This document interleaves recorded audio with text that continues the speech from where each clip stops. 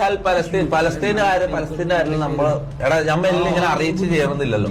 നമ്മളെ അതിന് കണക്കായിട്ട് ചെയ്ത് ഇതൊന്ന് കാണും. തൊപ്പി, ഈ ഒറ്റ സ്റ്റേറ്റ്മെന്റിൽ സത്യം പറഞ്ഞു കഴിഞ്ഞാൽ നീ തീർന്നു എന്ന് ഞാൻ പറയാം. നീ ഇപ്പൊ പറഞ്ഞതിന്റെ അർത്ഥം എന്താ പറയോ? കുട്ടികളെ കൊല്ലുന്നവരില്ലേ, ആ കുട്ടികളെ കൊല്ലുന്നതുമായി ബന്ധപ്പെട്ട് നിന്റെ ഫാൻസിൽ രണ്ട് അഭിപ്രായമുണ്ട് എന്നാണ് നീ പറഞ്ഞത്.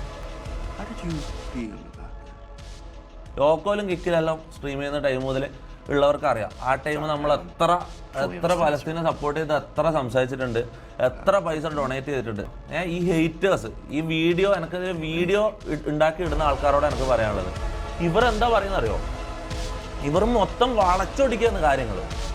ചെറുപ്പം മുതൽ ഞാനൊരു കാര്യം പറ്റേ, ഇപ്പം പലസ്തീനെ സപ്പോർട്ട് ചെയ്യുന്നവരെല്ലാം ഇപ്പം അത് പലസ്തീൻ്റെ ഇഷ്യൂ അറിയുന്നത്. ഈ 1-2 കൊല്ലത്തിനടുത്ത് അല്ലെങ്കിൽ ഗാസക്ക് ശേഷമാണ് ഇവർ പലസ്തീൻ്റെ ഇഷ്യൂ അറിയുന്നത്. നമ്മൾ തന്നെ പറഞ്ഞാൽ ചെറുപ്പം മുതൽ ഉപ്പയും പഠിപ്പിക്കുന്ന പലസ്തീൻ പോലല്ല, പലസ്തീൻ എന്നുള്ള വാക്കല്ല. ഇപ്പം ഇൻസ്റ്റാഗ്രാമിൽ #hashtag വരുമ്പോൾ പലസ്തീൻ സപ്പോർട്ട് പലസ്തീൻ എന്നുള്ളത് ഫലസ്തീൻ എന്നാണ് ഇതിനെ ശരിക്കും പറയാൻ മനസ്സിലായി. അപ്പോൾ ചെറുപ്പത്തിൽ ദ്വാരക്കും ഉപ്പയും പഠിപ്പിക്കുന്നത് ഏത് പലസ്തീന് വേണ്ടി ദ്വാരക്കാൻ മനസ്സിലാവും. നമ്മളെല്ലാം അങ്ങനെ പഠിച്ചിട്ട് വന്നതാണ്. ഓക്കെ, അപ്പോൾ പെട്ടെന്ന് ഒരു സ്ട്രീമിൽ പെട്ടെന്നൊരു ചോദ്യം വന്നപ്പോൾ ഞാൻ കൺഫ്യൂസ്ഡ് ആയി.